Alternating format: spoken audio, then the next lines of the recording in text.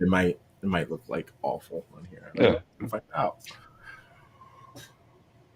Oh, but we are live. What's up? What's up? I am hopped up on Halloween candy. Shout out to the little candy little pumpkins. I basically had fucked up. I mean, it's over like a day or two, but the bag's empty. I'm fucking buzzing. Let's go, Slitstream. I'm Crunk Chocolate. Charlie, how you doing? Bro, I am great. I just popped 2 edibles before this, so I'm lit. It's about to be a good night. Hey, let's go.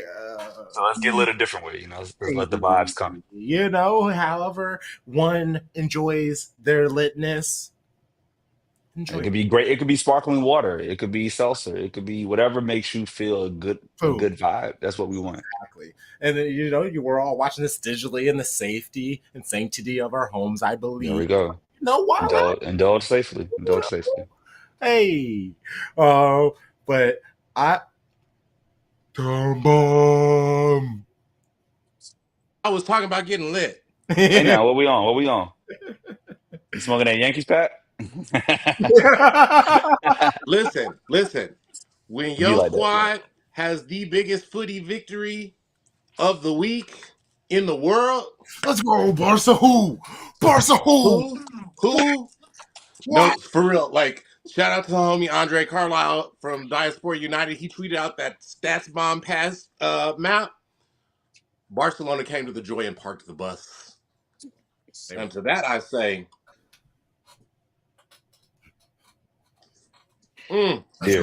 Cheers. What a performance.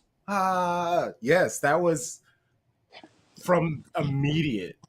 I mean, obviously, we'll talk about the match in detail, but I just loved from the first second the pressing that the Baby Blue Baddies were doing was intense. They let Barcelona know immediately, hey, y'all ain't gonna come in here and do that tiki-taka.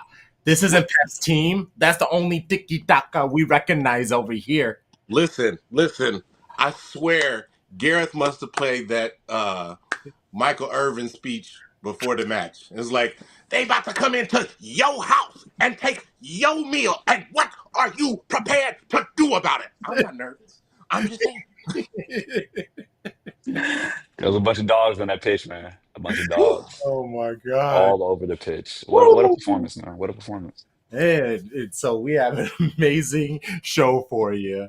The homie, first time lit streamer, the member of Shady Gang, Kelkster, Kelly. She's gonna be cut through here, and then we got Sal, the homie. I'm here for a lit stream this time, so no more complaining from him, but I'm sure he'll find something new. He is a very creative human being. And then we got lastly the homie Jake, where I was actually just on his stream, 50 plus stoner with B Flim. What he had going on was they used WWE 2K 2024 to, or whatever the newest one is, to basically simulate 50 Bundesliga mascots. Oh wow. And so I'm trying to pull it up real quick and just show you guys what it looks like. Is this it? Yes, this is it. Just play it. So obviously you can see we're in the bottom. It was a wonderful time. Started with a triple threat. He had B-Flim made each of the characters himself over the last week, made 12 different characters representing different Bundesliga teams. It was wild. There was an ambulance match, Hell in a Cell. That's what this one is. There was a random German Bundesliga team that reached out on Twitter, and they were like, hey, put our team in, Drewsburg. Like, put us a part of this. And they were like, okay, jokingly, they did it. The mascot won the whole competition. All you got to do is get in. It's like the Yeah. Pokal. Get in. There it is. It 16 was seed win. riveting content, actually, and I felt honored to be a part of it.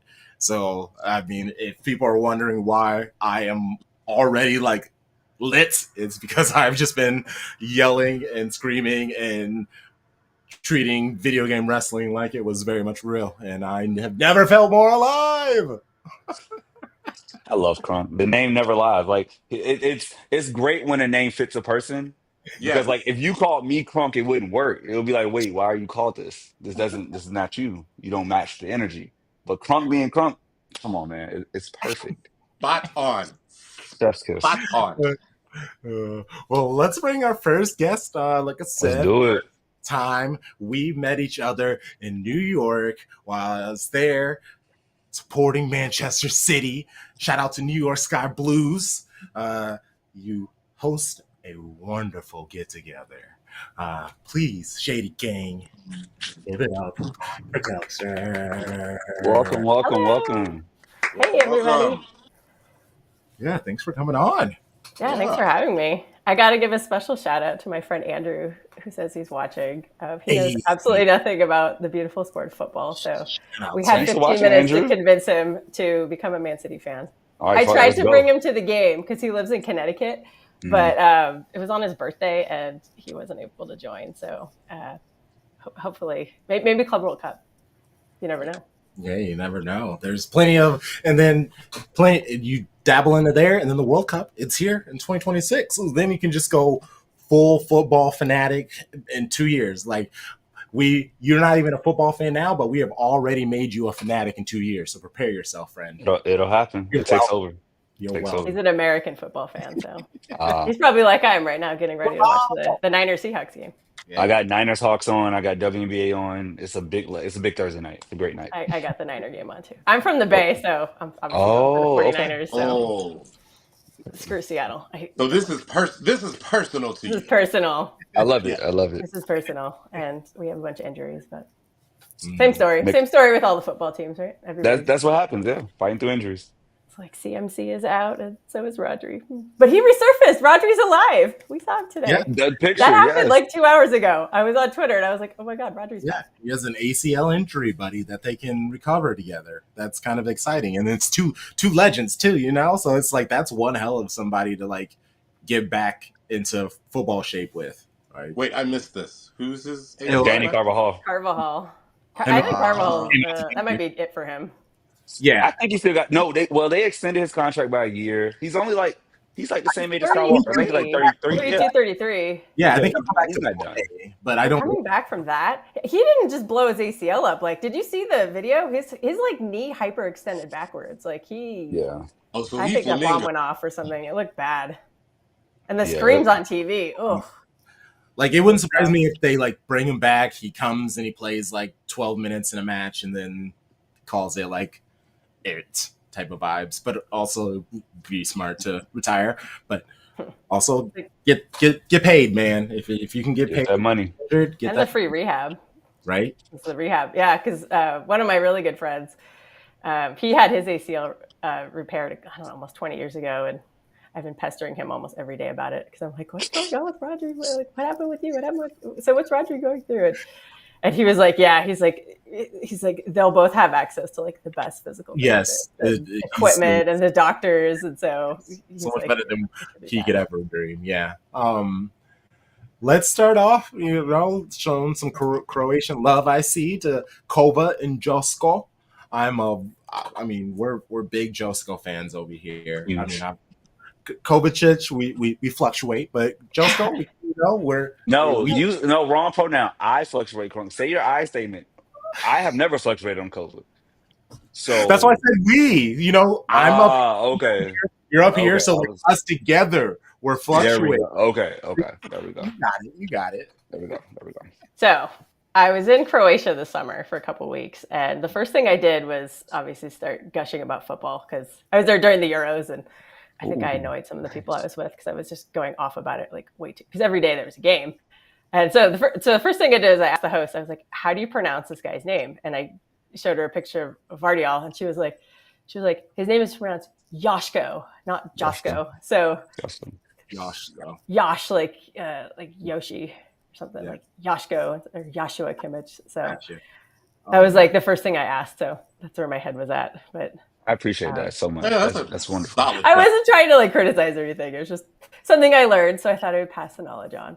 Thank you.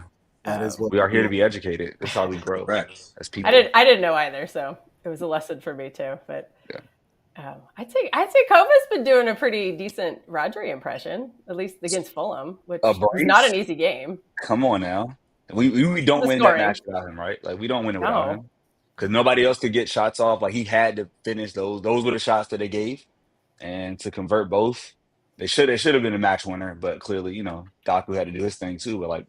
They're a great combination. You can see their chemistry on the pitch. Like Kova normally operates on the left side of the midfield, and he's close to Josko, makes that triangle with the winger. Like it's beautiful to watch. Got that Croatian synchronization going. Mm-hmm. Joshko is really good in that game too. He gets overlooked a lot, but I thought he had a good game. I thought he was going to score since he lit Fulham up last year at Craven Cottage, but. Wasn't meant to be, but he'll get that goal at some point.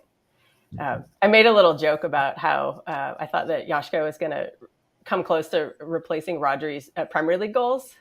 Mm-hmm. He had 8 of them last season because this is right after he scored a goal against, I forget who it was against, but I had to retweet myself and be like, oh, I think I said the wrong Croatian on this. But hey, it's Kova's time. Exactly. Well, he's getting more of an opportunity than we will expect. I mean, Josko's on time. I hope so because he was normally known as a center back, but obviously at City he is a left back. It's kind of the Nathan Ake thing. But I think he's a left back. He obviously is going to stay a left back, even if we other center backs dropped down. I think Pep only has him in as a left back. That's where he's thriving, honestly. So I wouldn't even want to move him out of that position.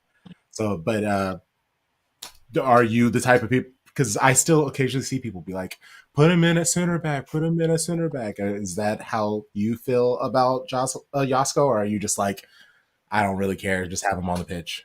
I just want him on the pitch because you can see how good of a player he is.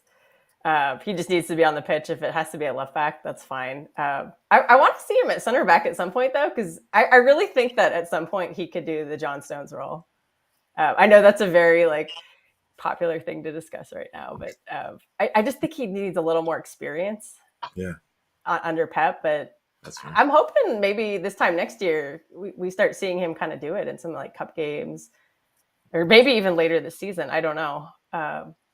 I thought maybe with the Rodri situation, maybe that would kind of help push him into that direction. Because I think he has the tools for it. But, I mean, he still needs a little bit more experience and some more knowledge. Because he is a very young player. We keep forgetting. He looks like he's 40. But 22. Only 22.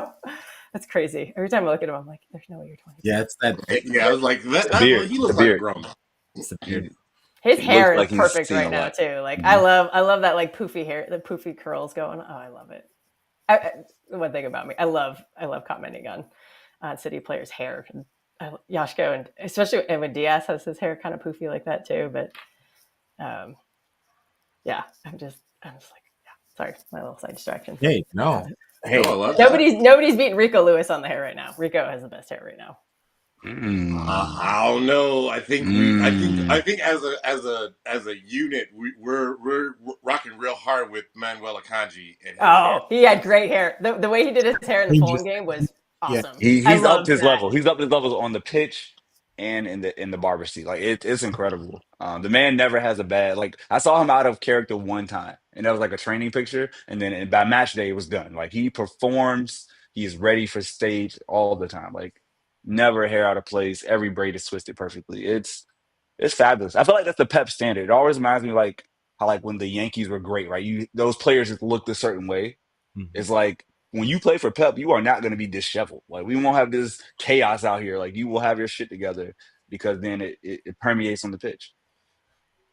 And Grealish's hair is nice, but I wouldn't say he has a nice hairstyle, if that makes any sense. I don't know, because first off, KDB came in and just jacked his whole steez, so it's he doesn't even know what he's doing. His hair just is his hair now, But Foden's fade, yeah, man, that's the Stockport hair. That's what I hear. I hear if you go to that area, that is just the hairstyle. There's a whole bunch of white dudes with fades. Is what fades and lineups. I didn't notice it when I was in Manchester, but I also didn't go to Stockport, so yeah. I don't know if that would It's be a very specific. It's very specific to that area. Interesting. It is a choice. I really want to see KDB rock a headband at some point. That was my dream last year when It'd be amazing. when he unleashed the hair. I'm like, please, borrow Jack's headband, and he hasn't yet. So maybe he will. He'd be pouting on the bench if that happened. He'd be so upset. Oh, We'd love to see it. I want to get back to what you said about Yashko playing in that like advanced center back DM role. Do you think that that's more of a function of because he would be the first left-footed player to play in that role? Do you think that that's more of a function that there's not enough left defenders, whether they be left center backs or left outside backs, sort of thing, that he hasn't gotten that chance yet, or is it just more of an experience thing? I think it's an experience thing because Pep's very complicated, or his tactics are, and we all know how long it took John Stones to even get to that point, and how long was Stones under Pep for before he kind of got trusted. So the fact that Rico kind of got trusted with it last year or during the trouble season was insane, and then Stones went and perfected it.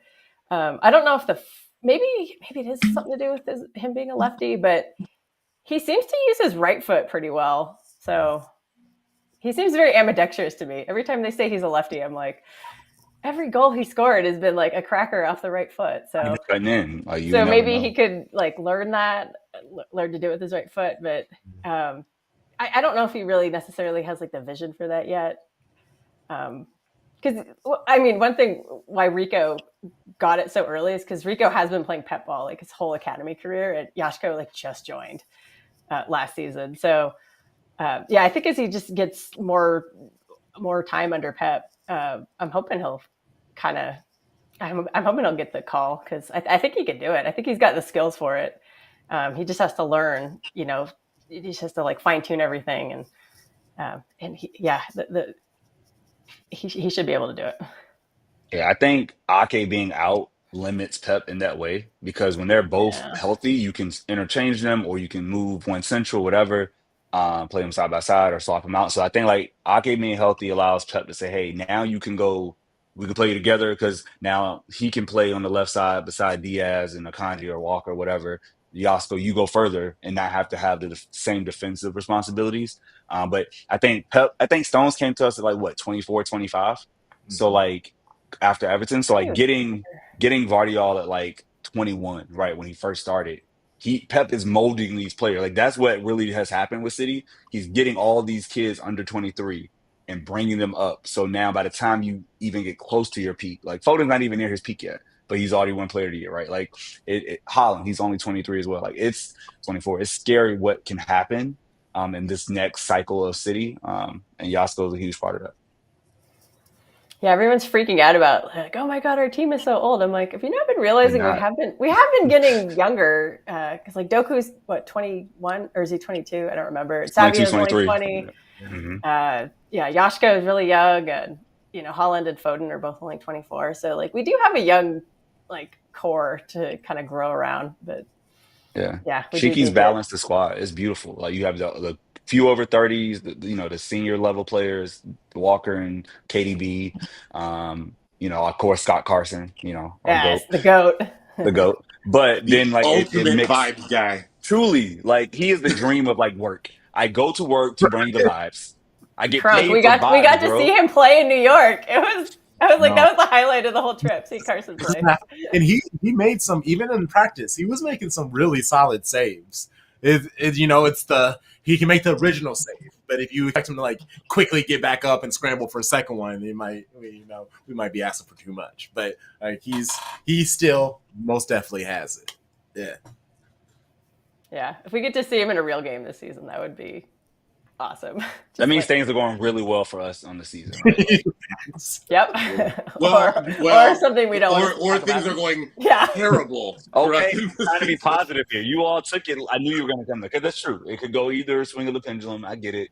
Either both keepers are hurt, or we're up 15 points in the table and we're safe, or up 7 points with 2 matches to go. And it's like, you know what? Just have a break, guys. Scott, go out there. Let's run Newcastle back from whenever the last time we played. Um, Yeah, that's what I thought. I thought it was the Newcastle game at St. yeah. James. Was it like hmm 22? 20? No, 20. I was in New York, I I don't think. It remember. had to be like 20 or 19. One of those two. Yeah. That was a while ago. Yeah. So much has But happened. hey, So man, many you never trophies. know. So many trophies. I, Jesus. Man, collecting Champions League medals when he's not even playing. Respect. I enjoy food a little too much, so I have to ask this: when you were in Croatia, what was like the most interesting or delicious, good or bad? What was a meal that you remember? So they have these really casual like sandwiches you can get, and the best one I had was in the city of Split, which I didn't really care for the city, but the food was good. It was like this soft bread with these little sausages that are, I think they're pronounced cevapi. I'm not exactly sure how it's pronounced. And then it's served with this sauce called Ivar, which is like a tomato eggplant sauce. And just like that combination of like the bread and the sausage and the Ivar was heaven. I brought back 2 jars of Ivar. I brought back a ton of food. Like they have really good olive oil. The northern part of Croatia is basically like Tuscany. In fact, it borders Italy. So there's just like truffles everywhere. The wine is amazing. The olive oil is insane. And then it's on the coast. So there's a ton of seafood. So one of my favorite things to eat is octopus. And there's none of that where I live. So I was just going to town on the octopus, like just like octopus salad or just like grilled octopus. So yeah, if you like meat, I would definitely recommend the sausages. But yeah, otherwise you can't go wrong with seafood. I had a ton of seafood and all of it was good. Let's go. Great So question, Crump. besides the wine, like what does Croatia make vodka? Do they have their own like liqueur sort of situation going on, or? They had the local grappa, and I was having lunch one day, and the people I was with, we ordered a little bit of food. I think we ordered a bottle of wine, and when we paid the bill, the guy was like, "Do you guys want to try the grappa?" And I was like, "Yeah, I'm not going to say no to free alcohol." So I tried the local grappa, but I don't remember if there was like any other like specific like spirit or local specialty. But I mean, the wine is so good; it was like comparable to like French or Italian wine. So at least I thought it was. Yeah, they got me to like white wine, and I hate white wine, and I was drinking it every day. It was so good. And it's probably a lot cheaper than French or Italian wine too. Yeah, it wasn't too bad. I mean, unfortunately, Croatia has been overrun with tourists, so I was paying like comparable prices. Like I think the glasses I was getting, at least on the coast, it was very expensive, like maybe €6 to €8 for a glass. But we spent a day in the capital of Zagreb, and I remember everything just being dramatically cheaper there. Like I think the wine I had there was only like €4 a glass, and that's another thing I should tell you about. They had this local dish in Zagreb called strulski. I think that's how you say it. It was like this dish. It was served in a little cast iron, and it was like potatoes, kind of like layered with cheese, and then covered with more cheese. And then I got it with bacon, so it was just like covered in bacon. Oh my God, it was so good. I don't know how I finished it all because it was super rich, but it was so good. So strulski and cevapi are the 2 highlights from her names. If I think I'm saying them right, but maybe someone can correct me if I'm saying them wrong. To us, who cares, Okay, well, before we get you out of here, I know we still have a whole other week from it, but City play Wolves. Wow, it's so far ahead. Yes, Wolves. What are you thinking about this match? It's away. It's at Wolverhampton. So what are your quick thoughts on it and score prediction? Well, theoretically, we should be trashing them because they're in last place. It's either them or Southampton. But the fact that they haven't won a single game this year just screams trap. That's how I look. I mean, I'm kidding. Yeah. No, we should win. It'll probably be something. I'm hoping it's like 3 or 4 to 1. Unfortunately, we can never keep a clean sheet, so I'm not really counting on that. But I did read somewhere that I think Chan, is that his name? I don't want to say the Korean guy, but That's what I mean. Hey, Pep did. Sorry, Pep. I'm not trying to perpetuate that stereotype, but I read somewhere that he got injured today because he's on international duty. I think for South Korea. So I think I saw it on Reddit, but I haven't gone on Twitter to look it up. But if he's injured, that maybe there is hope we can keep a clean sheet. And I'm sure they'll have someone else to burn us. And what I will say is they've scored 4 goals. They've scored. Wow, they've scored 9 goals in the Premier League, but they've allowed 21. So it's like, let's see a Holland hat trick. It's been a while. I mean, the man just became the all-time leading scorer for Norway with a brace today. He's definitely getting at least a brace. Wait, did we know he had a girlfriend? Yeah, a lady in his life, because I saw that and I was like, excuse me, what? Yeah. She was at the Champions League final. He actually I do not recall this. Wow. Keeps a girlfriend on him, but he is notoriously. But they have to recognize who they are. Yeah, DC3 secret family. They disappeared under the Norwegian flag during the Champions League final celebration. I was not looking at that flag. Wow. I think Ronnie Foden went and interrupted them. Right. Oh man. Well, please plug yourself. Let people know where they can find you on social media if that's a thing you want to do. Yeah, you can find me on Twitter. I'm at Kelkster04 on Twitter. That's mostly where I have. That's like my Man City account. So plenty of Man City, little bit of Bay Area sports. So you'll probably be seeing something from me later tonight about the 49er game, assuming it goes well. Yeah. But and also randomly, I love Survivor, so I randomly post Survivor stuff. So if you're into that too, but mostly Man City. Come on, City, right? Yes. Thanks again for coming on. Thanks so much for coming. Thank you so much for having me. This was a lot of fun. Take care. That's your night. All right. Bye-bye. Hey, okay. I am going to bring on the homie Jake just because he has been on streaming for the last 2 hours.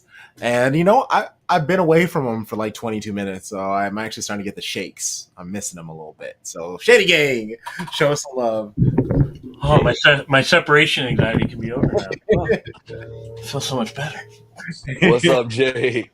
Guys, What's going on, Jake? I want to start this off by saying I'm so proud of y'all. That Aaron interview you guys did was so cool. Thank you. That was probably my biggest moment to date. Like the most fanboy moment I've had. Shouts to Crump, the best producer, booker. He does it all. He's the Jamaican. He has all the jobs. I was gonna say, Charlie, you were not visibly on the couch for that interview, so I knew it was serious time. Exactly. I was sitting up. I had to make sure I was up and alert. Focused and locked in, letting him know he was focused and locked in. Yep. There it is. Oh man. Okay, so how are you in the Bundesliga world? How is German football doing? It's a pretty exciting start so far. I don't know if you've seen the table, but looking now, 1 in 9 are 3 or 4 points away from each other, which I know it's only been 6 or 7 games, so it's well, Jay, calm down a little bit. But I mean, even last year by this point, it was very clear, 1 and 2 and 3. Okay, these are the three top league teams in the league. But right now, it's anyone's game right now, and Bayern's been playing hard teams all of a sudden. They got to, I'm sure everyone that saw, they got 11 out of 2 goals or whatever. But they were playing not great teams. But now they're in a stretch where they're playing hard teams and now they're having trouble. So yeah, that 3-3 draw versus Frankfurt was crazy. Oh my God, Omar Marmouche! You guys are probably gonna buy him for $100 million in summer. Hey, we only drop 100 for British players. Okay, sorry. All right, so sorry, 85 million. My bad. There we go. That's more than our range. Thank you so much. That 15 million Premier League. Only if he has a release clause, though. We don't negotiate. If you got a release clause, great. If you don't, sorry, sucks for you. I'm looking forward to, the $1 billion new updated Etihad Airlines sponsorship we're going to get due to taking down ATP, but that is just a quick British thing. We got to get back to Bundesliga. Okay, so what is your thoughts on Company. Sorry, I said not. We're done with England, but we are. He's over in Bundesliga, but we love our Company over here, and we have mixed feelings seeing him at Bayern because we're proud that he's somewhere that's a top club, but also it's Bayern. So it's like we can't really like root for that team. We can root for him as a human. We want him to be happy and successful, but we're in a fork in the road. But yeah, what is your thoughts on Company and how he's done so far? I mean, he's the first ever black manager at Bayern, so of course we want him to do well. Yes. And he started off really well, which I was very surprised by. Like, I mean, they did play like I think 2 of the bottom teams in Bundesliga in that little stretch. But I think these last few games against like Eintracht Frankfurt and against Aston Villa, he's starting to realize this is not a free job, right? Like Bayern's board has kind of been deconstructing the team over the last few years. You don't have like the Arjen Robben, Frank Ribery, like all that team. Like you kind of have to work a little bit. So, I think he's doing better than I thought. I think there's still that adjustment period. He's a new coach, so like it's not going to click immediately. But I am interested to see how this continues now that we've kind of seen they're a little human in these last 2 or 3 games. Can I ask a question real quick? Please. So, Jake, you look at the table, and there's a surprising team. I think 3 through 5 would surprise most people, right? You got Frankfurt in third, Freiburg in fourth, and last year's darling. Again, only 3 points back at first, but Leverkusen's in 11th, and they already have 2 draws, a loss. I mean, they're in fifth with 11 points. Like, what do you think has changed this year for Leverkusen? Because they have most of the same pieces back, or do you think just like, or did they get worse, or are people just taking them more seriously? I mean, it'd be kind of hard to redo what they did last year, Yeah. right? Like they were just firing on all cylinders, and like they're in fifth, but they're not playing bad. Like that's the thing. It's like they have 1 loss so far, Yeah. but like that's how competitive the Bundesliga is starting. Like I think that shows you kind of like how 1 loss and 2 draws automatically puts you in that position. So they're still really good. They kind of collapsed against Kiel, which is not good. They would have never done that last season. I think, like you said, they're just people are taking them seriously. They don't want to be that team that's like starting the streak again. And like I think what was interesting is if you look at the players' reaction when they lost to Kiel, or they basically lost. They dropped 2 goals to a team that's in last place.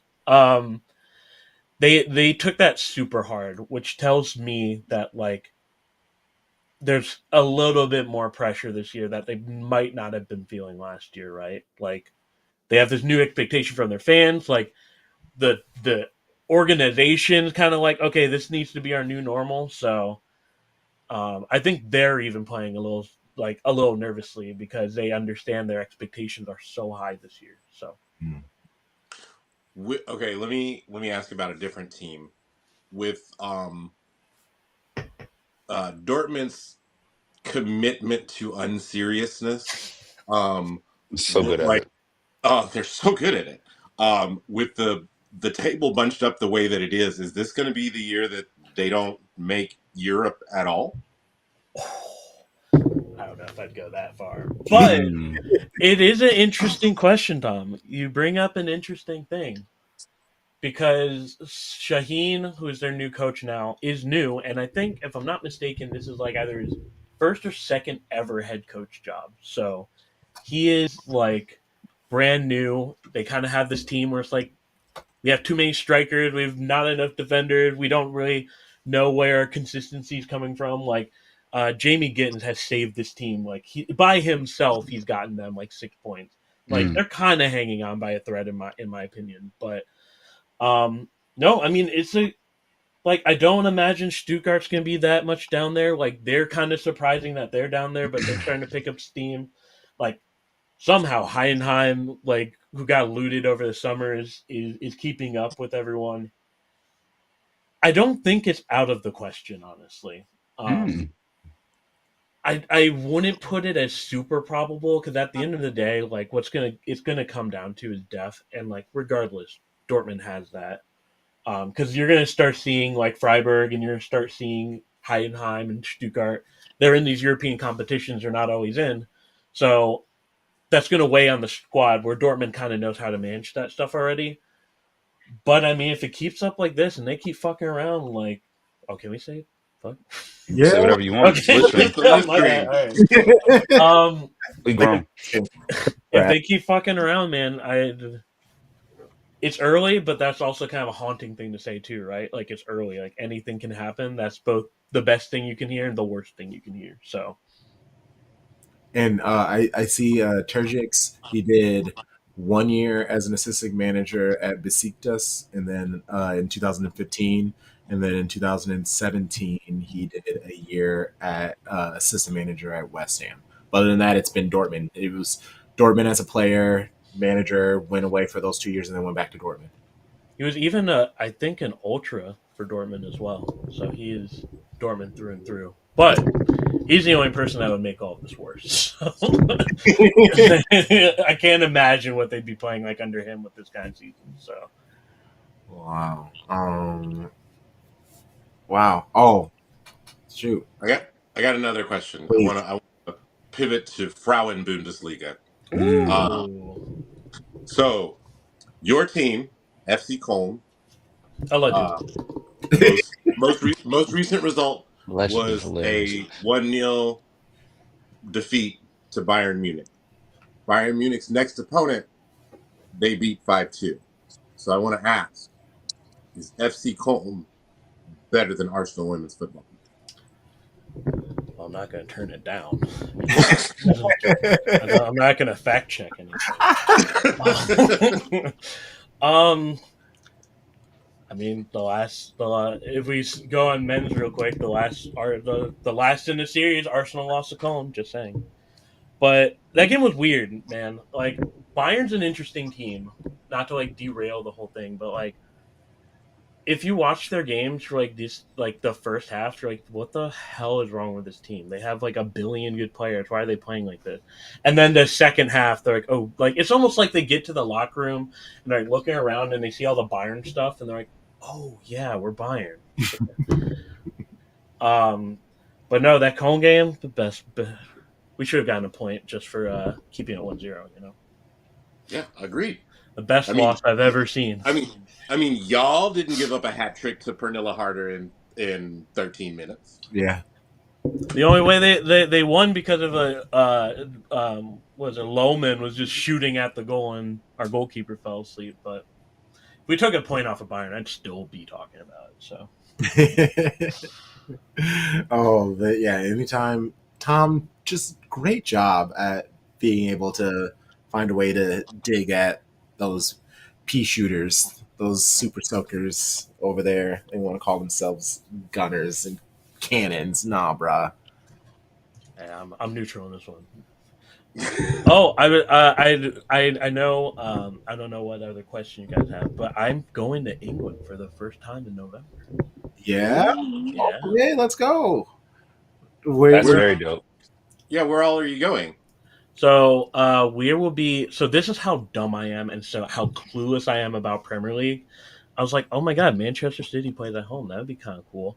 Not realizing London and Manchester are like 5 hours away. I was like, what the hell? But we're gonna be mostly in the south, so we're going obviously to London. We're going to Oxford. My wife studied abroad in England at Exeter, so we're going there. And then I did that whole poll about what game should I see in England. And like everyone was like, "Oh, Fulham!" Like, "Oh, try to get Arsenal tickets." I got Portsmouth tickets. Hey, that's football right there. That's They were like Heritage. $15 They're playing Millwall, so hell yeah, let's get it. I was like, okay, why not? Like that's Barclays right there. Is it going to be like a goal fest or like just 0-0 draw, grimy? Like, I'm excited for you. Well, so far, from what I've seen, Portsmouth is total booty. So it could go either way. But yeah, I was here. The thing I wanted to get around to bringing up, like y'all's ticket distribution stuff in the Premier League. My God, like the Arsenal tickets I tried to get, they're like, "Do you have a silver or platinum membership?" Mhm. None of them. Yeah, you have to be. I have a stone gray membership. Oh, so it's like trying to get a drink out in Utah? But like you have to have a membership to get a ticket or something? They have like I'm Wow. not sure what That's it's like for that's one. Manchester City, but Arsenal like has tiers of membership that like the tickets kind of all fall down, and you need just a membership in general to even be considered. So I was like, I'm not getting my degree to figure out Arsenal tickets. I'll just go to Portsmouth where tickets for $15, and they're just like, yeah, shit, come in, sit there. Please show up. Thank you. Have fun. Yeah, you'll have to make sure to, if you have any scran, gotta definitely. It's England, man. I think the probability is pretty low. Yes. No offense to England, sorry. Respectful, but also Yeah, you know the vibes. No, fuck them. They put beans on toast. They put baked beans on toast. That's nasty. Have you had it though? My wife keeps like floating these. I've had baked beans. I've had toast. Those are two things I would not put together and never want to do. Baked beans for breakfast is crazy, bro. That's obscene. Just Oh, how gassy does- That's a all wild way. fucking day. That's a wild way to start your day. all How's that fucking a? day. And then you drink how's that a coffee pip- with it? Absolutely not. Your How's that stomach's like a gonna sound pillar of like your the community? beat from Bossy. At like You're 11 doing a in the grinding morning. beat all day. Why would you do that to yourself, bro? Like eggs, bacon, anything from a pig, like all the pig stuff, right? Like you got so many fucking options, and you said, "Nah, beans." They said beans. That'll fuck them up. Beans. And they still gotta eat lunch. So like, Do they though? Like with I all hope that, not. that's so much protein. Like, That's Right. wild, bro. A lot of fiber, but God bless. But we Good old can't really be shooting shots from America. We have like the double down. So hey, what an experience! You know, I have mean, you ever had a sandwich where both buns were chicken? You know, America is the home of the Luther Burger, where the buns are crispy, clean, glazed donuts. So. What do you think like a chef in the 1400s would say if they saw that shit? which Warlock. It'd probably explode if they even smelled it. Oh my gosh. Okay, so I showed up the people a little bit of the stream I came from with you, and it was one heck of an experience. When I say that when I pitched Beeflim joining you, that your guys' partnership would be beautiful, I was not expecting this. So like truly brava doing what y'all do. Like I've always loved how you managed to like make, obviously it's wrestling, so it's like not football, the sport itself, but sometimes you got to grab people's attention any way possible. That is a very amazing, fun way to like get people interested in football. You know, like who knows? You might have a random, unbiased. Well, actually, technically, the GOAT mascot did not have the best showing in that competition. Definitely not. So home, they might have struggled. But yeah, no, thanks for having me a part of that. And I don't know how y'all's brains work with some of the things that y'all come up with and do. Like, what was it last week? You were doing like a paint. What were you up to last week? We were making a playlist, 5-song playlist for each club and like their account aura. So obviously, like, what was it?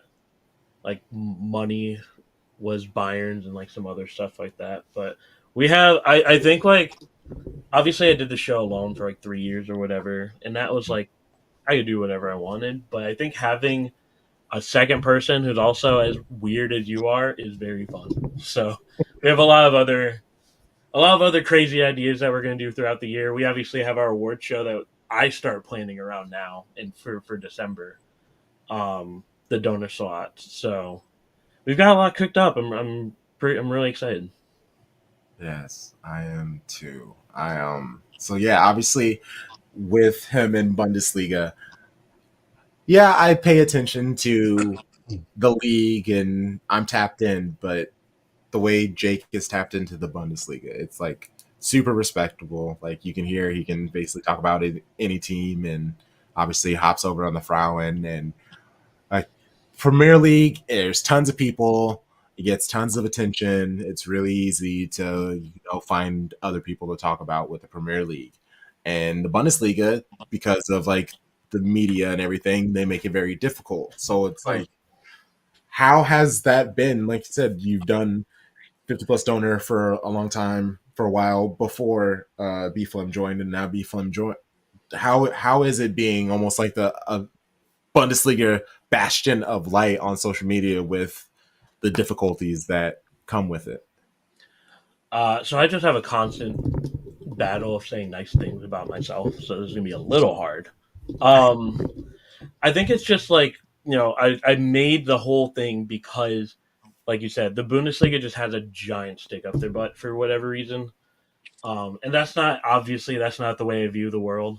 I just wanted to bring some more funniness into it.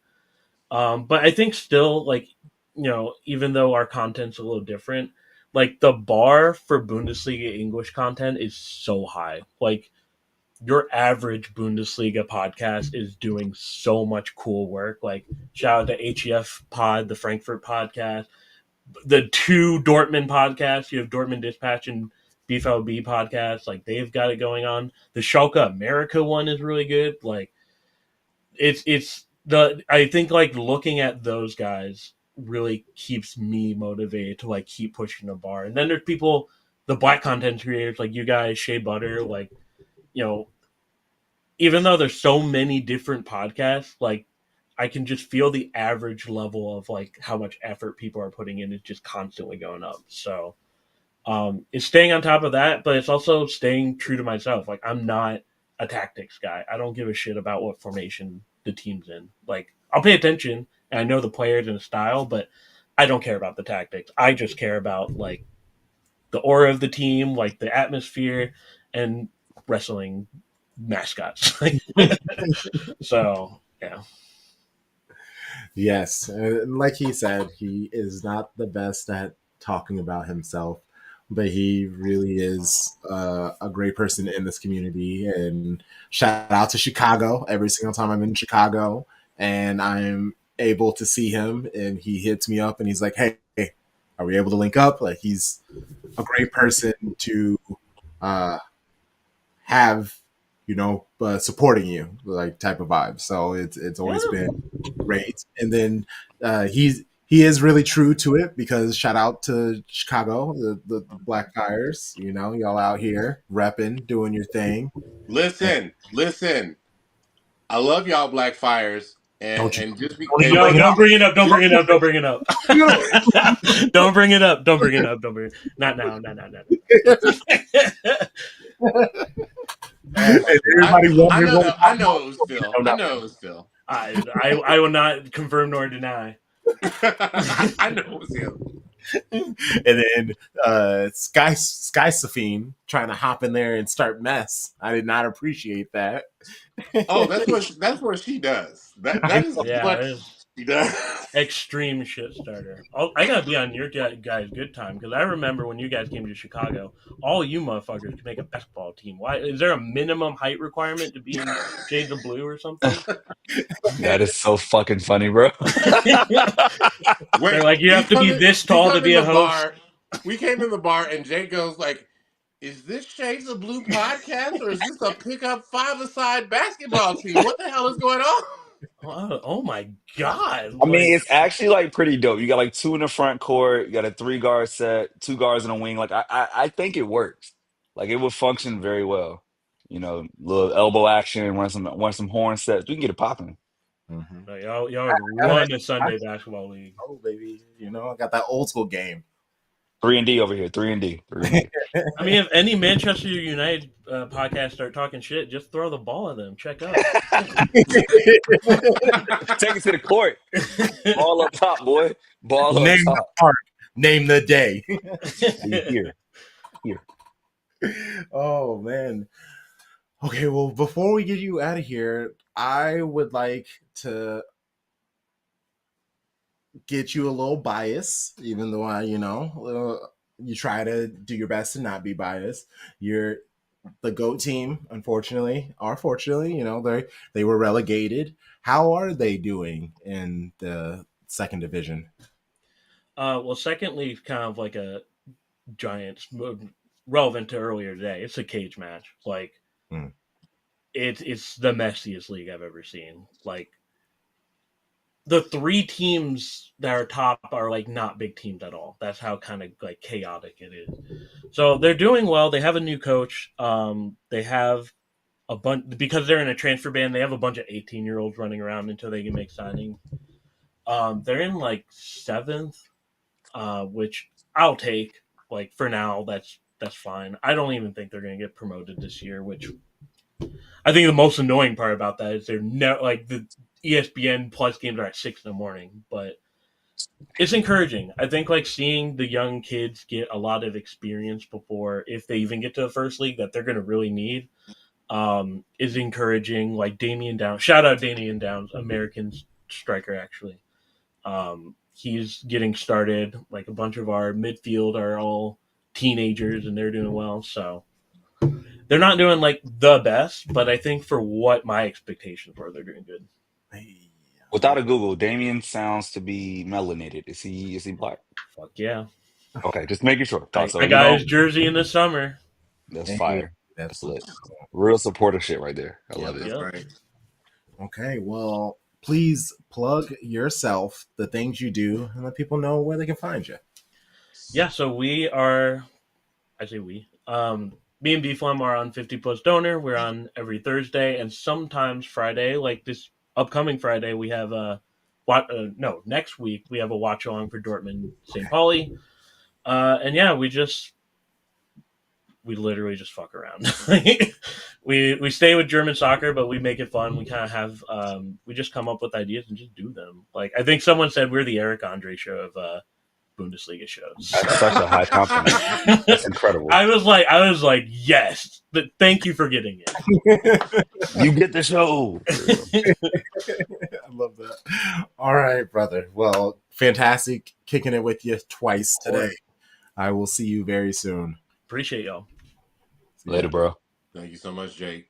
I'm gonna have to show up to that watch party next week with some St. Pauli's beer and root on St. Pauli, even though I know they're gonna get beat down probably.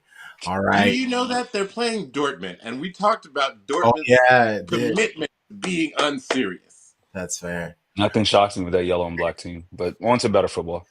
I didn't even peep what I just did today. So we started with Man City, we hopped over to Germany, and now we're going to Italy. Oh man. My brother. Hello. I come on and then Crunk leaves. This is how it is. It's like and the best is he starts the fucking show and it's just like, oh, I'm gonna be there tonight, bro. Don't worry. I'm not gonna leave you hanging. And then he dips as soon as I come on. So it's like, all right, fine. I see how it is. I wait the whole hour and you leave. That's it. Cool. Oh, fuck it. I'm gonna hang out with Charlie and fucking Tom Bomb tonight. We're great, exactly. We're good. That's it. We're good. Yeah, man. How's it going tonight? Good, my friend. Good. How are you guys? Wait, are you Mets? Yankees? Where are you? Who are you? I'm a New Yorkian, Charlie. Okay, you're New Yorker. And I'm just like, yo, I'm actually gunning for a Subway World Series. First time in 24 years. I'm in Queens, so obviously I have a connection to the orange and blue. But I've grown up, man. I always was a Yankee fan, so it's sort of just like. But you know what, though? I'm not one of these people that it's like. I'm such a casual baseball fan that I'm just happy that New York is advancing and we just keep going and keep it going. Because the alien that is Shohei Ohtani, the Erling Haaland of baseball, didn't come to a New York team. So fuck the Dodgers. That's it. I'm kind of like this. Fuck the Dodgers. That's it. So I'm coming out, dropping F-bombs as your headliner tonight. I feel like I had like, it's just, you making me hang for an hour and you fucking leave. But I'm here. Al's here. And I'm bringing the thunder. That's it. I had enough time to do whatever I needed to do. Told you he was gonna find something separate. Yeah, dude, I'm an Italian from New York. I'm a habitual complainer. I came out of my mother's womb and was like, "What the fuck? It's cold out here. Put me back in." Like, dude, I complain about everything. That's fair. That's very fair. That's the best. But we were talking about it before we went live. You were just in Manchester. You took a trip over across in England. You had a good time. How was that experience? I loved it, man. Like, so a couple things. So before we even get into my trip, I just want to say, since the last time I was on, no jokes aside, I'm just so proud of all of you guys, like all of you individually, collectively. Crunk, hanging out with you obviously in the BX this summer, watching our teams play was like one of the highlights of my summer, but also just like seeing what you guys have done with Shades of Blue. Sharpie Charlie, thank you for being vulnerable and taking us on your physical fitness journey on X. No, seriously, it like motivates my ass. You see how many chins I have? Like, you know, I gotta, but like that's, you know, it's like, all right, he's doing this and he's teaching kids, like, what's your excuse? Like, go to the gym.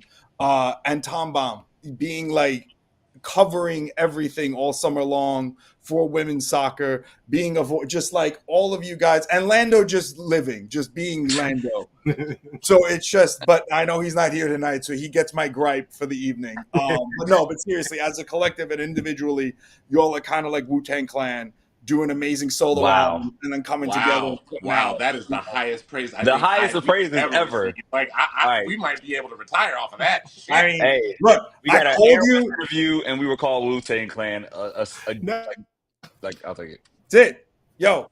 I mean, that's it. I called you the Sergio Aguero podcast ages ago, but like the Wu-Tang, but the Wu-Tang thing, it just like it sticks though, because you have a RZA, you have an ODB.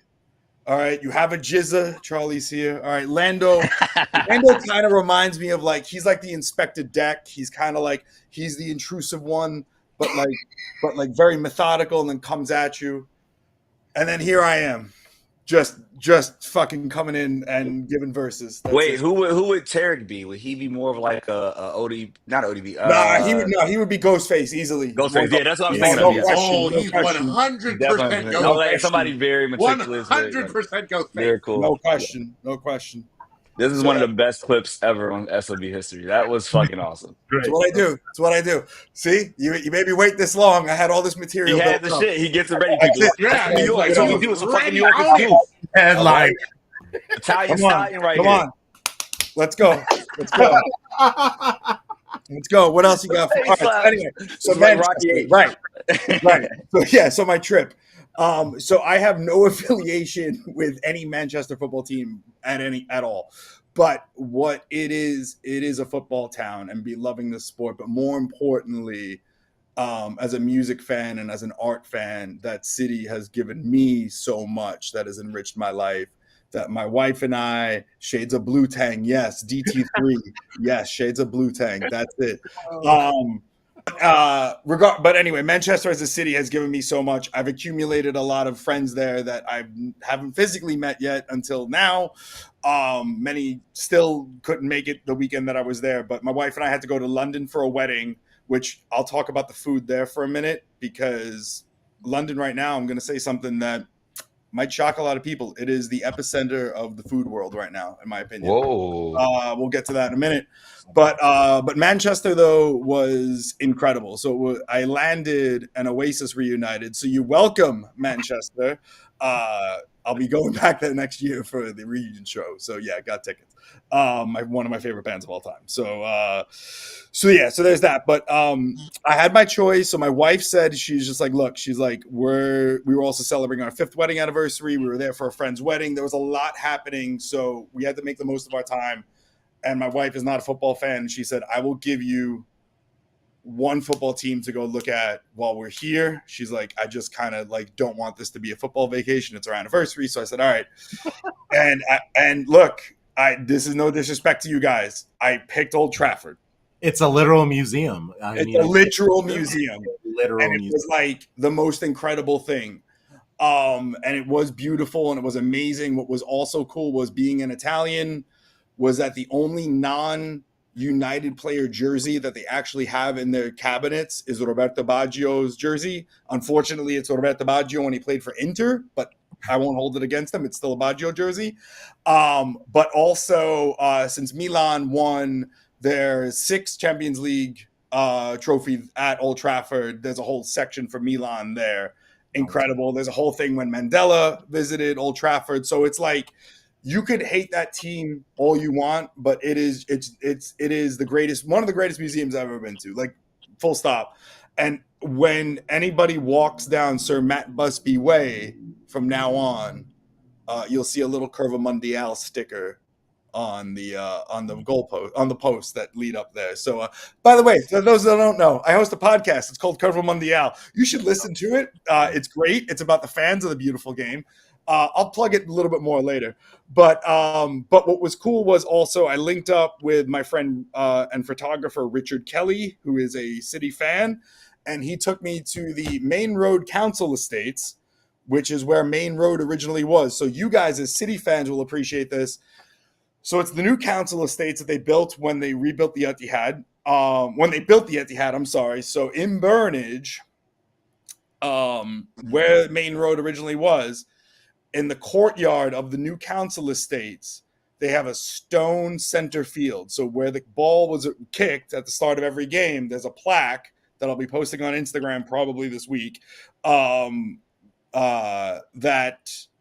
Was like the kickoff location, center field, right on Main Road. And the grass around said plaque is the original grass on Main Road. So now I can say I ran on the grass at Main Road, which was incredible to see that, like, even like the smallest of things can still mean something to the community. It's also like recently it was the cover of Noel Gallagher's Council Skies album, his last solo record. So it's cool. Like, it's cool that like City is still there. But here's the thing: that entire city is all red. Once you leave, if you're in Burnage, it's blue. Burnage is blue, where Main Road was. But once you leave Burnage, it is red. And it is wild, because as we were leaving Manchester to take the train to London, Liverpool were playing Manchester that day at Old Trafford, and the Liverpool fans were coming in, and that entire city just looked like a giant tampon from the skies. But it was all like, but hey, you said Lich. Yo, Sal, pause. That is one of the funniest things. I've never heard that in my life. So Sal, a giant tampon. What do you do for your job? You know? It was just red everywhere. It was just red everywhere. It's either that or a fucking murder scene. I'll take, like, at least like one's a natural thing. Okay. We need to normalize these things. Okay. Hey, love that. Talk about it. It's real life out here. It's real. Like, no reason to be ashamed of a period. It happens, man. That's it. Yeah. We're all men here. That's what we do, baby. It's World Mental Health Day. We should all be, checking in with ourselves. So that's it. We'll get to those stats later on. But anyway. More questions, or I can get on with the vulgarity. It's up to you. Okay, I do have a question. So, like, I know AC Milan, that's your team, that's your squad, that's your heart. So we've seen Christian Pulisic he's having a great season, and we've seen Rafael Leao have not the season that we would have expected him to have. So far, are those two things correlated, or can they? Is there going to be a way to get production out of both of those players on the wing? In theory, so I love where you're going with this, and thank you for that question. The pitchforks are going to come out from Milan fans on this, because I call them the Leao lovers. It's kind of like I'm trying to think of like it's like the homosexuals that we had 4 years ago during the pandemic, right? It's like It's like people just love Andrew Cuomo. Yeah, I'm on fucking. That's it. Like that's fire, it, bro. I'm just going full Joey Diaz tonight, and that's it. I'm just steamrolling. That's beautiful. Watching the master work. But it's like 4 years ago during the pandemic, it was like whatever Governor Cuomo said, everyone took as like the gospel, and like that was, even if it was fucking wrong, like everyone was like, yes, like this is the, and it's like you can't have blinders on. Like two things can be true at the same time. And Tom Bomb, what you just said, two things are true at the same time. Pulisic is having an amazing season, and when I was on a year ago, my first time on this show was a year ago. I talked about how like I wasn't crazy about Pulisic, and he had a lot to prove. Last season, I ate my words, and I love being wrong. I fucking love it because, especially when it's about your team, there's like nothing better than being wrong about 100%, your own team.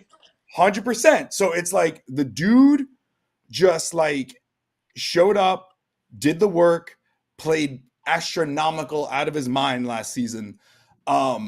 And Crunk will tell you because he was there at Yankee Stadium. He plays for the last 10 minutes of the friendly against City. The entire stadium stood up and applauded him. It was like Mickey Mantle coming out, the ghost of Mickey Mantle coming out to Yankee Stadium to play ball. Fans like, it was losing their fucking mind. Yo, I've never seen, and mind you, literally started yelling to people, "Sit down! What are you doing?" Yes. I was losing, and I'm like, stand up, keep going. Like the both of us were sitting there like, this is crazy. Like I'm sitting there like, this is crazy. This is crazy. I've seen Milan 3 times in New York City. That's never happened. And the first Milan team that I saw had a guy named Ricky Kaká play for that team, had Paolo Maldini on that team, had Andrea Pirlo, had Alessandro Nesta, had like actual legends, okay? That reception didn't happen, all right? So it's like this happens against like City with majority City fans. It was unbelievable. So Pulisic is having a blockbuster season. The kid's a baller. I hope we keep him. I hope he becomes the face of the team. He is showing me in the last 2, in this season and in the 7 games they've played so far, he could be a future captain of this club. His maturity. Yes. Now, a year ago, I'm sitting here like, I didn't want him. Wow. Now, this year, I'm like, yo, give him the band. Give him the armband. Okay, so hold on. Stop. Now, I am high, Stop. No. How to, like, Christian Pulisic, future captain of AC Milan? I could see it, man. And it's damn, that's high praise. That's amazing. And like, never thought I'd say that. The dude, the kid, not just because he's scoring goals, it's his commitment to the shirt. And like in Italy, look, one of my favorite players ever is Gennaro Gattuso, the Rhino. Okay, Rino Gattuso. Not technical by any stretch of the imagination. Not a guy who's going to get you goals. Not a guy who's probably going to even get you assists. But what that guy did was he understood the weight of the crest and the shirt and just did whatever he had to do. If it means that I got to play with a broken leg, fuck it. I'm playing with a broken leg. Let's go out. I got to win a World Cup. I got to win Champions League. I got to win. His job was to make sure, like, basically, like, he was if I don't follow the NFL, but like when the quarterback is throwing the ball, like there are people that like guard him, like the lineman. Yeah. Thank you, lineman. I don't follow. Yeah. No, it's fine. Yeah. So like he was sort of like a lineman for Andrea Pirlo and Clarence Seedorf, like that. So like, but again, understood the weight of that shirt. Players have come and gone since him that have kind of gotten that. Pulisic to me is showing that. Every day, every game, week in and week out. He's awkward at interviews. He's not good at interviews, but like you can see that he's loving his life in Italy right now, and they love him. Now with Leao. So now to answer the second part of that question, because 2 things are true at the same time, Tom Bomb, and what you said is a factual statement. I don't think there's any rift in the locker room. Rafael Leao, and I've said this, and again, the Leao lovers, they're going to come after me. And I'm ready. But it's just, for me, Rafael Leao, he's a diva. And this isn't a black and white issue. This isn't I don't cheer for Team USA. I don't really care for the men's team. So to see an American, let alone one as good as Pulisic, and I can sit here and say, I can see him as future captain. Again, not only high praise, but like that takes a lot for me to say that, especially a year ago, rewind the tape on this podcast. Yeah. I'm sitting here like, why the fuck did we sign him? Yeah. And I'm, again, happy to eat my words. But Rafael Leao, for me, he's a diva. He wants to be, again, and I've said this before, his moves, his gesticulations, his beauty on the ball is incredible, especially when you cut it up and put it on little Instagram reels and send it out, or put it on YouTube clips or TikTok. He looks like fucking Pele. Of course, I'm going to be like, yo, this guy's amazing. But his commitment to the team, or commitment to things that go beyond anything bigger than himself, are non-existent. Since we won the Scudetto 2 years ago, in 2022, prior to the Scudetto, rather, I should say, him, when he signed with the team, I looked at him and I'm just like, some games he's on fire. Other games he just drifts. Yes, that's right. You go, yes. I mean, look, but here's the thing, like Beyonce would show up for Milan and play. Like for me, Leao just doesn't do the thing that he needs to. The Scudetto season, not that it was an anomaly, but there were enough leaders like Ibrahimovic, like Olivier Giroud, to sit there and tell him, or basically like man manage him, Simon Kjær, to be like, look, this is what this means. We need to do this. We got to do work. He wins that trophy, and since then, you can see it's been a digression. Now you can come at me with XGs and stats, and this is why I love 50 Plus Donor so much, and I'm happy and privileged to be on the same episode as Jake, because I'm the same way, where it's like, you can give me all your Billy Bean stats all you want, but I'm watching the games with my 4 eyes, sitting here like, you're not on the fucking ball the way you need to be. Like you're not doing the thing that you need to be doing. And that's where it's aggravating. I want us to sell him. Because I think like the problems would be solved, because Pulisic can then go naturally back to his position at the left and still be killer. Samu Chukwueze, I think, is a player that when you put pressure on him, oh, he's going to be starting, he freaks out. But when there's no pressure and comes into a game, as we saw preseason, Trunk, the guy's a baller. And I think Chukwueze needs more time, but Pulisic is so on fire that he ain't going to get a lot of time. Our current captain is Theo Hernandez. Theo Hernandez has not publicly, but it's been come out through his camp that he doesn't want to be at AC Milan anymore. That burns my heart, because I love him very much, but it's showing that this season he does not want to be there. Mike Maignan, who for me, I thought was irreplaceable, who I thought would be, again, future captain, all these things. He ain't living up to the Magic Mike hype anymore. He's letting in goals that are just shouldn't be let in. So if we could get rid of Theo, and I hate to say this, it pains me to say this, Theo and Mike and Leao, I think like we could use that money and get guys that not only want to be there, but get some pretty stellar players that will go forth and do something. But that would be smart, and our management isn't, so it's not going to happen. So okay, let's say that your management decides to be smart. What are the lowest what is the threshold to take the phone call to say yes, we'll make that move? Like what's the dollar, what's the euro amount figure for I think each one of those 3 players? I think you're looking at 300 million euro players easily. Whoa. Theo Hernandez. Hold on. Yeah. Look, because they don't play in Premier League. This is the thing. Like, how the fuck does like a Premier League player go from one team to another for 100 million, and like is like from like a mid-table team to like City for like 100 million, right? That was a release clause, though. Like. Yeah. All right, so no. If they don't have a release clause, all 3 of those guys have release clause, and it's huge. But they're not. Oh, okay. It's huge. It's might be higher than 100 million euro.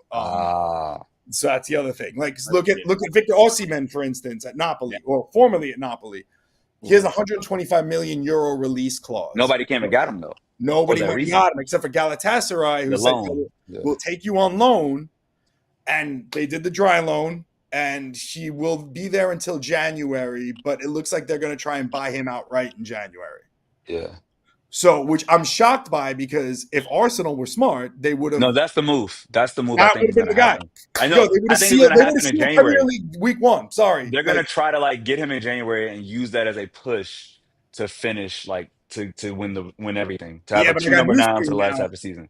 Here's the thing: it's like, because he got the dry loan at Galatasaray, and Galatasaray now are now Aurelio De Laurentiis, who owns Napoli, is a shrewd Italian businessman and Z-list movie producer. Z-list. Like, yo, Jesus Christ. like this is who I'm fucking working with here, Charlie. Okay, Oh like, my God. E. That's a Z, not E, not D. So like, all right, so his grandfather was Ponte De Laurentiis, who is Fellini's producer. Okay, so it's like, it's an Italian film dynasty.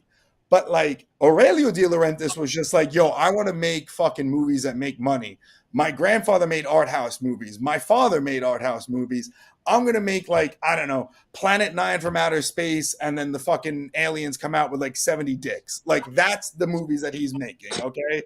It's like Grindhouse meets shitty sci-fi meets like movies that just cost $3 and he makes like $1 million on. Like, that's how he does business. So Aurelio De Laurentiis right now is very grateful to Galatasaray for taking Osimhen off his books. What he did was he pledged, and it's in the contract, that if Galatasaray buy Osimhen outright, they will get some sort of discount. But any other club will have to pay the big full. Yes. So for Galatasaray, yesterday's price is not today's price, but for everybody else, it's today's fucking price, which is big money. Not to lie. Yo, you are on fucking fire, bro. Like, dude, this has been Hall of Fame level lit stream. Like, it's 9:15 on a Thursday. I'm just getting started, pal. All right. Well, not literally, because speak for yourself, Crunk. Okay, just because I'm 40 doesn't mean that, you know. Listen. It was talking about some abusive shit, and that's not cool.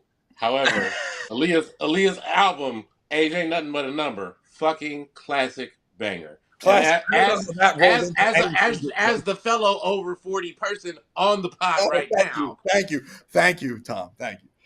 But yeah, so that's the predicament. And like, those guys, back to your question, Charlie, those guys could easily go for 100 million each. And Bayern has been interested in Theo Hernandez. He's interested in Theo Hernandez. It's Theo Hernandez's girlfriend that doesn't want to leave Milan for Munich. So it's like, I wouldn't either, sure. Exactly. Artist, babe of a tattoo artist. Oh, huge. So, and it's like Mike Maignan, like PSG are interested in Mike Maignan, but Mike Magnan's like, I'm going to be a backup to Donnarumma unless they offload Donnarumma. So he's like, I don't want to leave to be a backup. Leao keeps claiming that he has, I have a commitment to Milan. He says all the right things, but you're not doing it. Like, I can sit here and say, like, yeah, man, I love Manchester City, you know, and then like leave this podcast and be like, fuck this team. Like, it's just like what you say and your actions are not doing the correct thing. Aligning. They're not aligning. He's like a less talented Mbappe. They're the same style of player. It's just one is so much better than the other, right? Yeah, like, the thing about Mbappe is this, is like, at the end of the day, at 19 years old, Mbappe won a World Cup and wowed the world. It's different. It's different. It's like, but that's the way he plays, though. But he's not there. Like, the style, he's just a lower level. Yeah, I get what you're saying with that. Like, for me, the other thing too is that you're a Portuguese player. Your new coach at Milan went and got a Portuguese coach essentially for you. You should be fucking obrigado to your fucking face can't obrigado anymore, okay? And like kissing everyone's ass. But on top of that, you are still the backup to Cristiano Ronaldo at 40 years old. Cristiano Ronaldo, an aging, declining Cristiano Ronaldo. Like, if you're as good as everyone has hyped you up to be, Ronaldo should be your backup, not the other way But around. that's on the manager, though. Hold on. The manager's shitty because he didn't start Jota either. So, like, there were so many options on that team. That manager's dumb as fuck. Look, I'm not. Look, when what's his face signed? The Roberto Martinez, right? That's who they have. Yeah. He's an idiot. Like, I'm not a fan of his. We all knew it. Yeah, we all know. Trust me, Kevin. If no one else knows, Kevin De Bruyne knows that man. Kevin De Bruyne, yeah, exactly. So it's like the Roberto Martinez. Like, I feel bad for every Portuguese fan because like he's not the guy, right? But like for me, it's like, you want to come in as a manager and stamp things out. Like, one thing that you could say about Ten Hag was like, I'm not going to put up with your diva-ness, Ronaldo. Like, you got to do what I say. I'm the chief here. So it's like, on a national level, you have no time to be dealing with BS. Like, stamp it in the butt and do it right away. So this is where it's like, I don't know, man. Like, and again, Charlie, what you said is a valid point. But again, he has all these valid points and fucking excuses that work in his favor constantly. Constantly. It's like KDB is out, right, for your team. Mm-hmm. And Rodri is out. But like Kovacic, who doesn't play often, is playing and doing very well. Where is there an excuse? There isn't one because he knows the role. That's it. Fucking play. Like, Leao, I have a lot of issues with him, and I have a lot of issues with him. I wasn't crazy about him when we signed him. He got us a Scudetto. I appreciate him. He will go down as a legend. But like, that's it. It's kind of just like, I think your ship and time with this club has sailed, and it sailed a long time ago. But now it's like there's water on the boat and time to jump. Sal's a real supporter because when you can be critical and respectfully critical, right, and like truly just be like, it's almost like objective about a player on your own team. That's you have to. A lot of people give excuses, like you say, like, no, like we're always optimistic. We're just like, no, like if you ain't got it, you ain't got it. And that's I see the difference. Like, I saw it. Like, that's it. It's like, Charlie, the thing is like my issue with fanboys and fans and like, people come at journalists for being like, oh, but you're a Juve fan and like you said congratulations to Inter. It's like, yo, I got respect, man. Like, that's it. Like, this is all a game of respect. At the end of the day, it's like, I don't begrudge Inter for being good or Napoli for being good. Like, good on them. Like, I hate to say, I'll even say this right now. Like, I hate Juventus with every fiber of my being. Everyone that knows me knows this. But I'll tell you straight up, when they're good, they're good. And this year, they're fucking great. They're not good. They're fucking great. Yeah. And they're back to being, they're going to be close to being like the monsters that they were like a decade ago. So it's just they're doing all the right things. And that's what's aggravating is that like you have competition.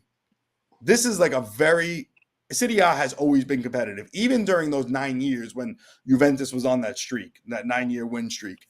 It was still competitive. This is like, but now in the last 5 years, since Juventus fell off and now are currently rebuilding under Thiago Motta and doing phenomenal, the last 5 years, this is, to me personally, and whether I'm Italian or not, it's still the most exciting league because of the fact that you're doing this with not a lot of money. You're doing this with guys that are incredible stars. Some of these guys only want to stay because of like Lautaro Martinez should be at a Barca or Real Madrid or anywhere else. Lautaro Martinez almost refuses to leave Inter. That's incredible, especially a guy of that caliber.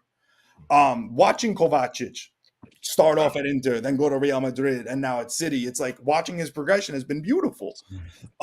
So it's like we are a feeder league for other bigger leagues, but sometimes that's not the case. Like, again, like a Victor Osimhen, why no one decided to pony up 125 million euro for this kid who is a complete bomber and incredible in front of goal, whether it's PSG or Chelsea or Arsenal, teams that all have the money, and like now is at Galatasaray, and great for the Turkish league, great for the Turks. That's incredible.